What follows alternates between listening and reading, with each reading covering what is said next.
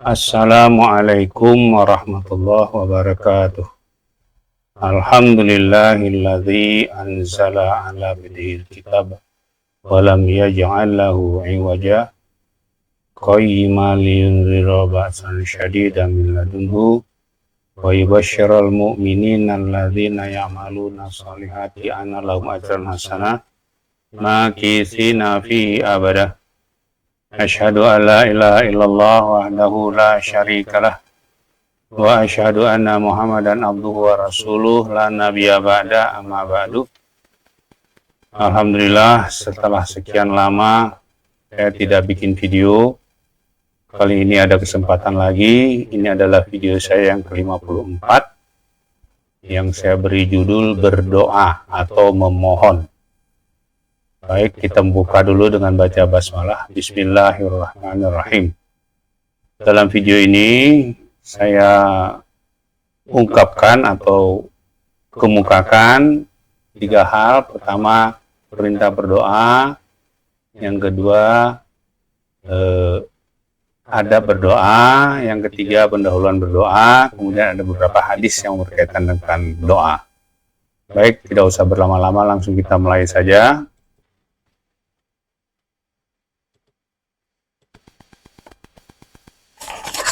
Berdoa atau memohon. Jadi doa itu adalah permohonan. Da'a yad'u du'aan wa da'watan. Ini bahasa Arabnya. Da'a itu fi'il madi, kata kerja lampau. Yad'u itu kata kerja sekarang dan akan. Du'aan itu adalah masdar hasil kerja atau dakwatan. Jadi dakwah itu juga dari kata da'a. Ya, doa dari kata da'a, dakwah dari kata da'a. Apa artinya? Arti kata da'a adalah memanggil, mengundang, meminta, memohon. Nah, jadi dakwah itu memanggil, itu dari kata da'a. Ya, dakwah itu panggilan.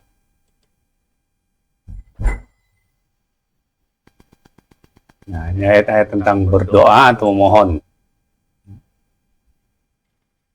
Pertama, perintah untuk berdoa.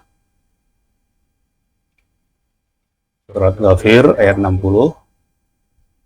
A'udzubillahi minasyaitonirrajim.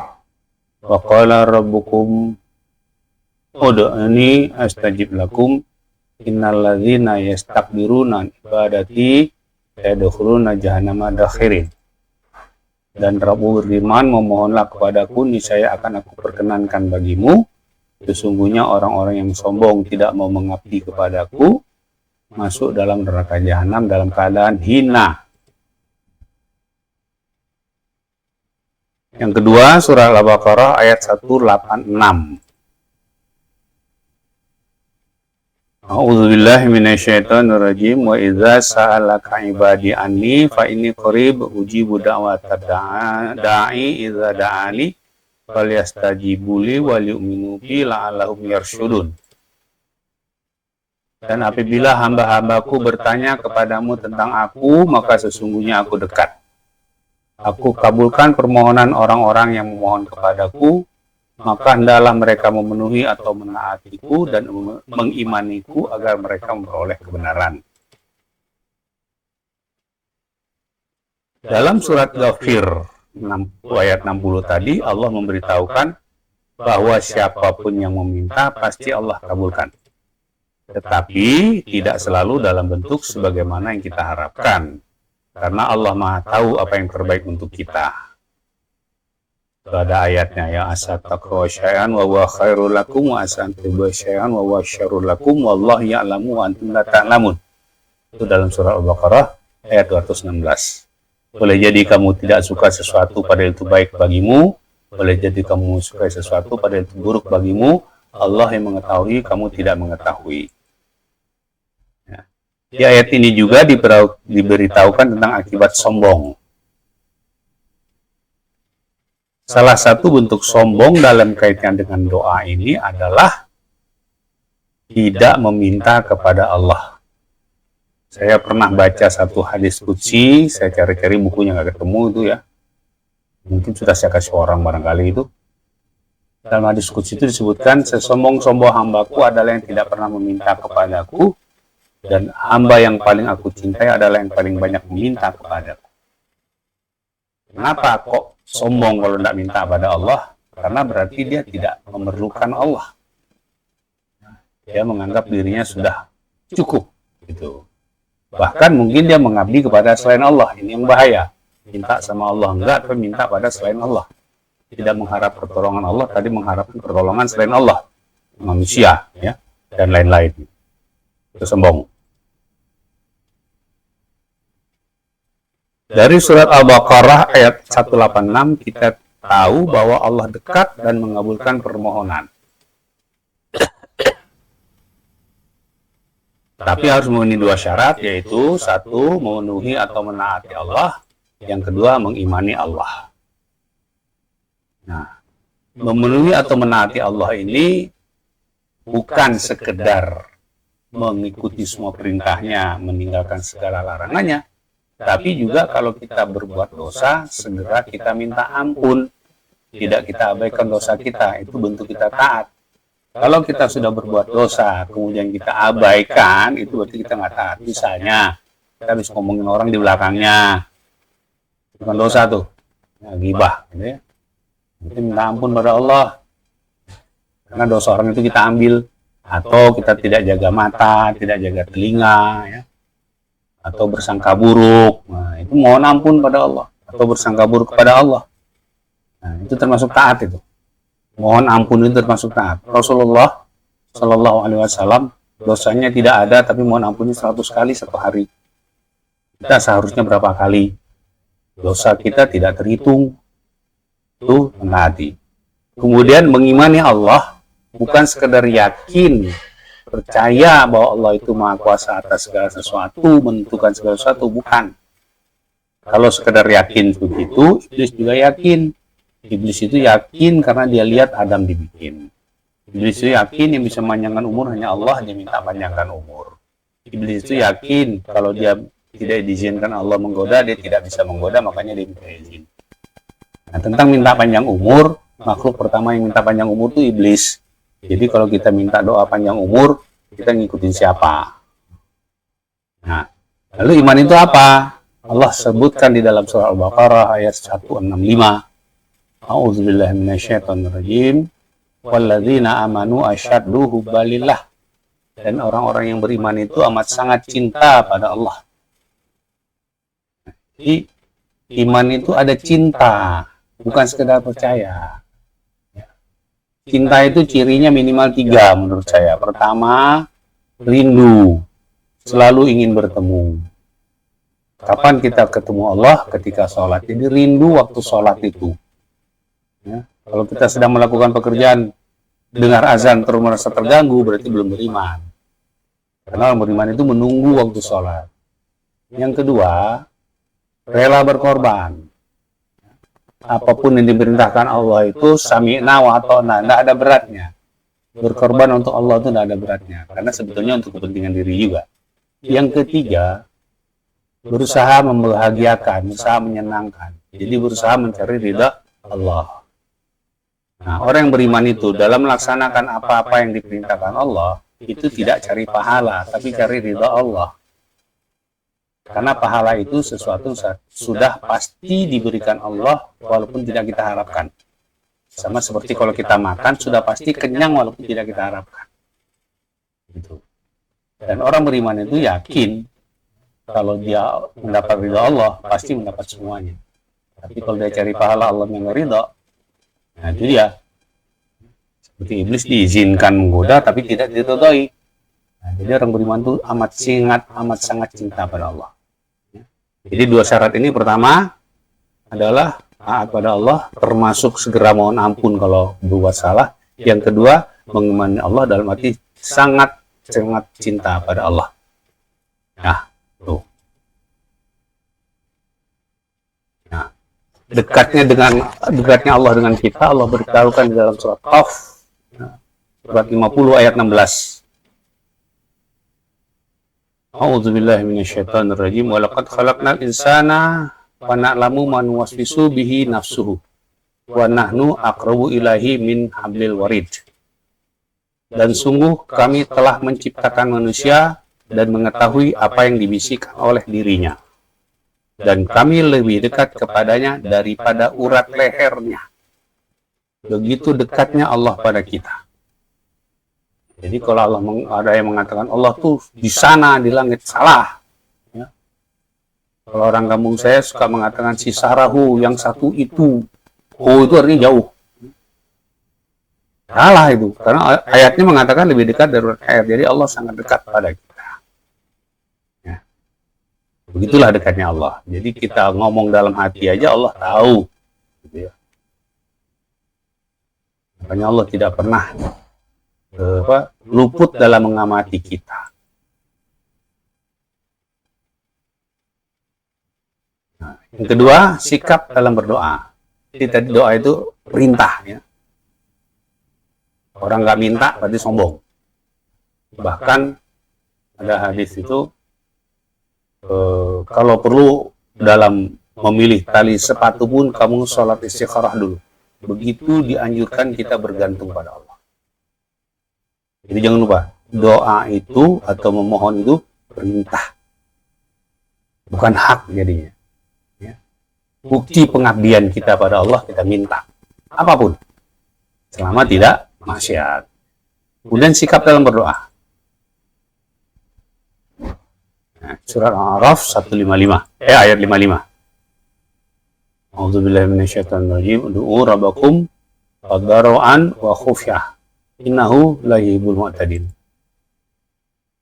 Memohonlah kepada Rabb kalian dengan rendah hati dan suara yang lembut. Sesungguhnya dia tidak menyukai orang-orang yang melampaui batas. Saya tidak menggunakan kata Tuhan, karena Tuhan nanti ilah juga Tuhan. Ya. Karena bahasa Arabnya Rob, ya Rob. Ya. Apa itu Rob, apa itu ilah? Silakan lihat di video saya yang awal-awal. Saya lupa yang keberapa, kedua atau ketiga atau keempat gitu. Sesungguhnya dia tidak menyukai orang-orang yang melampaui batas. Kemudian surah Al-A'raf lagi ayat 56. A'udzubillahi minasyaitonirrajim. Wad'u khaufa wa tama'ah. Inna rahmatallahi qaribun minal muhsinin. Dan memohonlah kepadanya dengan rasa khawatir atau takut dan penuh harap. Sesungguhnya rahmat Allah sangat dekat kepada orang yang berbuat ihsan. Nah, ihsan ini bagaimana? Perbuatan dengan kesadaran Allah melihat. Itu minimal.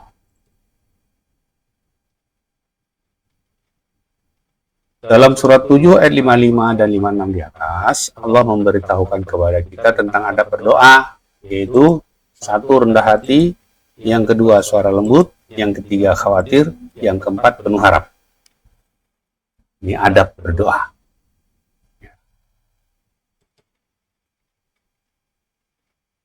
Pertama, rendah hati. Betul-betul menyadari dan menghayati bahwa kita sangat lemah dan sangat hina di hadapan Allah.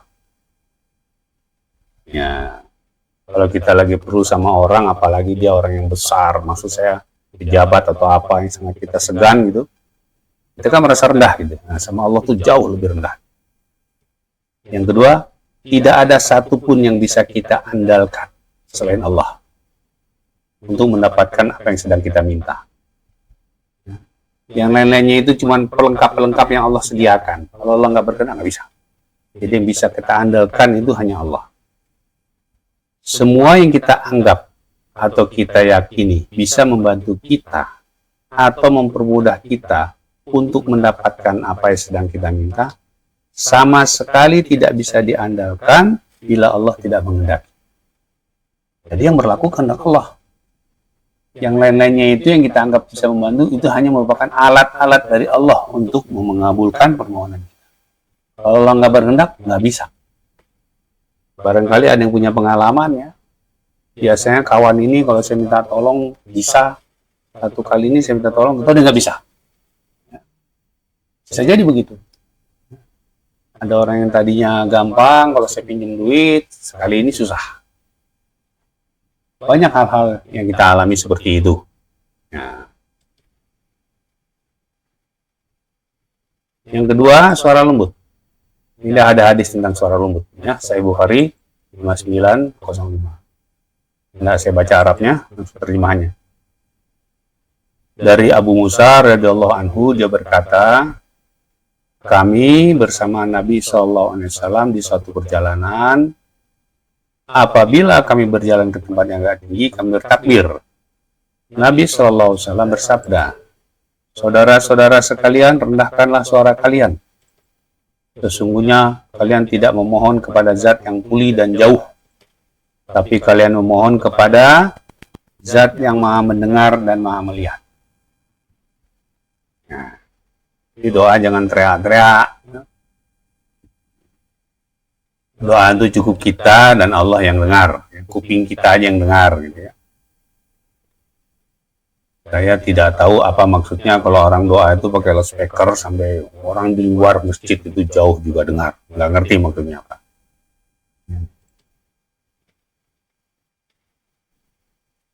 Yang ketiga, khawatir. Khawatir bahwa Allah tidak berkenan mengabulkan doa kita karena berbagai kesalahan dan dosa yang pernah kita lakukan. Karena itu kita harus sering-sering mengamati diri kita tentang dosa-dosa yang kita lakukan. Jangan anggap enteng. Kita suka anggap enteng itu dosa. Ya, kita ngebohong kecil-kecil. Kata kita kecil-kecil tapi banyak. Gitu.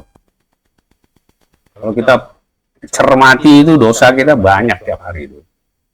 Karena itu sebelum kita mohon kepada Allah itu mohon ampun dulu gitu ya.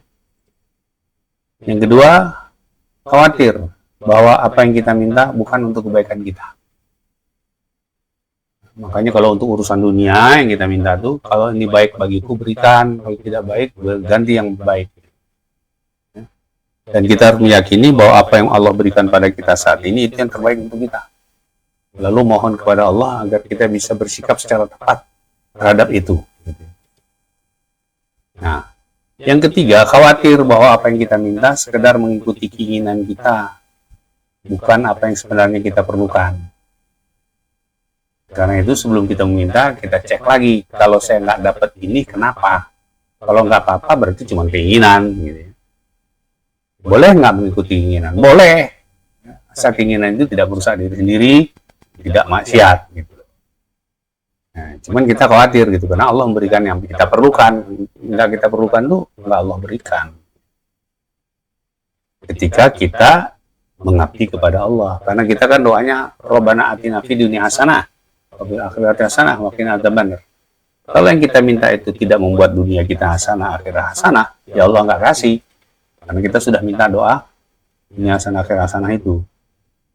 Jadi seringkali doa kita itu bertentangan satu sama lain, maka Allah memilih yang baik untuk kita, gitu ya. Yang keempat, penuh harap. Penuh harap agar apa yang kita minta Allah kabulkan. Penuh harap agar Allah senang karena kita telah minta kepadanya. Nah, ini bukti kita mengabdi kepada Allah karena Allah perintah kita berdoa. Kemudian yang ketiga, penuh harap agar Allah memberikan yang terbaik untuk kita baik di dunia maupun di akhirat nanti. Nah, itu ada berdoa. Ya. Nah, yang ketiga, pendahuluan berdoa. Al-A'raf ayat 180.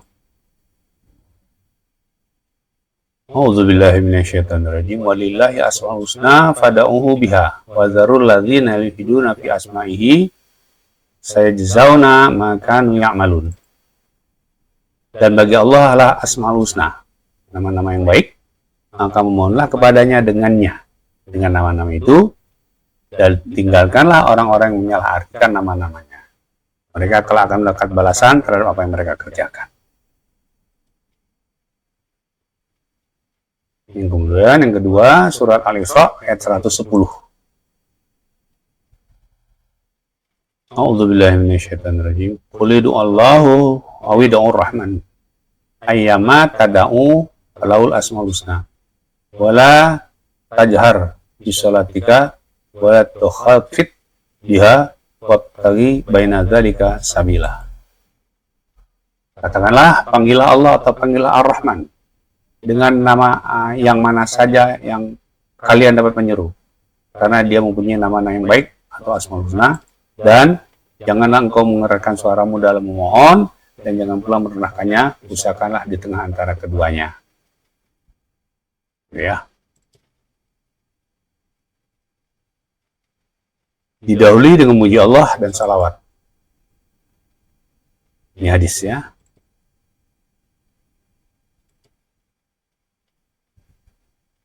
Fadalah bin Ubaid dari seorang sahabat Rasulullah SAW berkata, Rasulullah SAW mendengar seorang laki-laki memohon setelah sholatnya dan tidak mengagungkan Allah Ta'ala serta tidak bersalawat kepada Nabi SAW.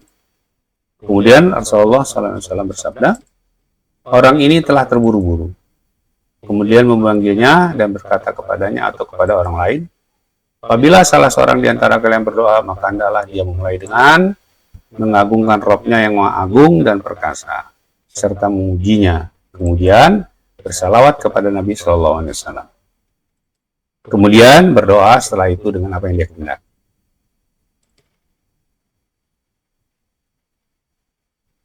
Dalam kedua ayat di atas, itu surat 7 180 dan surat 17 110, Allah menuntun kita untuk memohon kepadanya dengan menggunakan sebagian dari nama-namanya yang baik, Asmaul Husna. Penyebutan Asmaul Husna dalam meminta berperan sebagai penumbuh keyakinan bahwa Allah sangat mampu untuk mengabulkan permohonan-permohonan kita.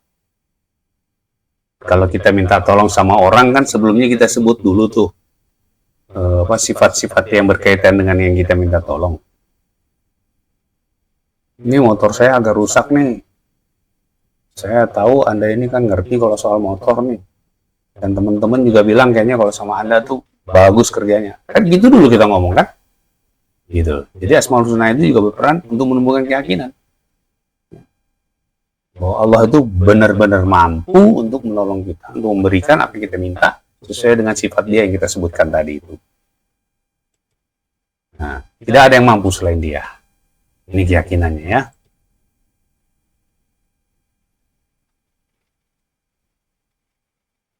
Dalam hadis Abu Daud 1266 di atas, Rasulullah SAW memerintahkan kita bila kita berdoa harus didahului dengan mengagungkan dan memuji Allah dan bersalawat kepada Nabi SAW.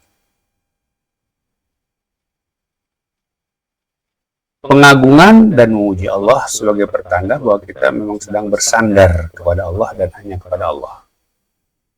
Jadi kalau kita minta tolong betul-betul udah ngarepin dia, udah kita nggak punya kemampuan apa-apa, itu dengan memuji Allah. Alhamdulillahirabbil alamin. Rabb itu artinya pemelihara, pengatur, penentu, pendidik yang memberikan segala keperluan. Jadi kita bersandar kepada Rabb.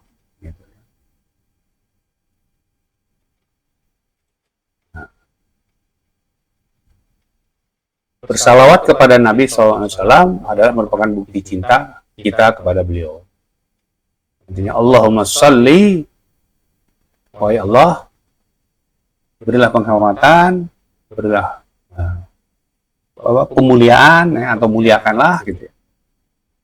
Sebelum kita meminta apa yang kita perlukan, terlebih dulu kita minta agar Allah memberikan penghormatan dan kemuliaan kepada Nabi SAW. Ini bukti cinta kita kepada Rasulullah. Saya suka kasih misal begini, ada orang baik, terus kita ini tadinya orang brengsek. Karena bimbingan dia itu, kita jadi tobat, jadi baik. Setiap kita ingat dia, kan kita doaan dia. Kalau bicara soal bersih, bersihan dia sama kita gitu. Nah, kenapa? Karena ada rasa terima kasih, kita cinta sama dia. Begitu juga kepada Rasulullah. Kita salawat itu bukan karena kita ngarepin syafaatnya, tapi karena cinta kita kepada beliau. Gitu. Jadi kita salawat betul-betul bersungguh-sungguh karena cinta kita kepada beliau. Itu. Ya. Nah, dua ini, memuji Allah, salawat, ini merupakan pendahuluan doa.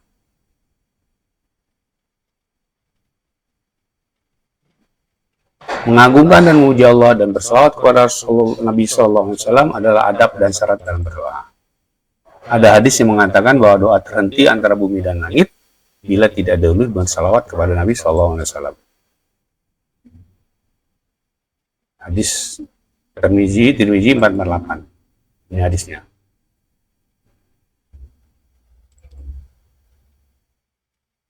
Telah mengabarkan kepada kami Abu Daud Sulaiman bin Salmin Al-Masyafifi Al-Balkhi telah mengabarkan kepada kami An-Nadr dari Shumail dari Abu Qurrah Al-Asadi dari Sa'id bin Musayyib dari Umar bin Khattab, dia berkata, sesungguhnya doa akan terhenti antara bumi dan langit, dia tidak akan naik sehingga kamu bersalawat kepada Nabimu Sallallahu Alaihi Wasallam.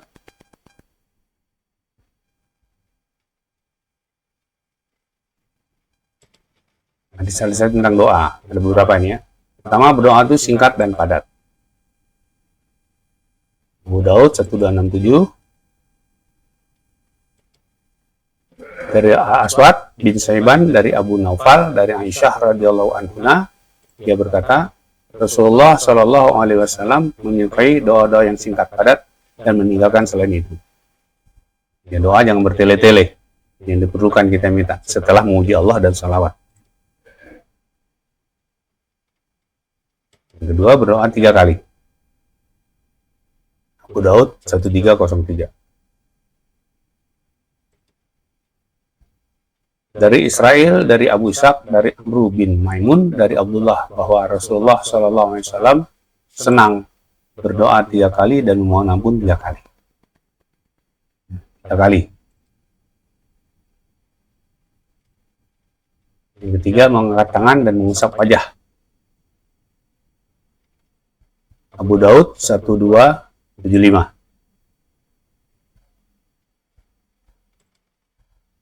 Dari Hafs bin Hasim bin Utbah bin Abu Waqqas dari Sa'id bin Yazid dari ayahnya bahwa Nabi SAW apabila berdoa maka beliau mengangkat tangan, mengangkat kedua tangannya dan mengusap wajah dengannya. Dulu saya tidak mengerjakan ini, pernah orang kasih tahu nggak perlu angkat tangan. Dan tak ada yang mengkritik, entah gimana, nggak ngusap wajah saya. Tapi begitu ketemu hadis ini, ternyata hadisnya ada. Ya sudah, saya sekarang doanya angkat tangan, lalu mengusap wajah.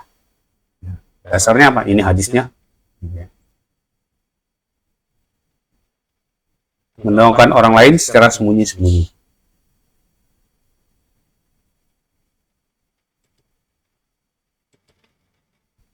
Telah menceritakan kepadaku Ummu Ad-Darda. Ia berkata, telah menceritakan kepadaku suamiku Abu Ad-Darda bahwa ia mendengar Rasulullah SAW bersabda, apabila seseorang mendoakan saudaranya secara sembunyi-sembunyi, maka malaikat akan berkata, amin, dan semoga engkau mendapatkan hal yang sama. Ada hadis lain lagi.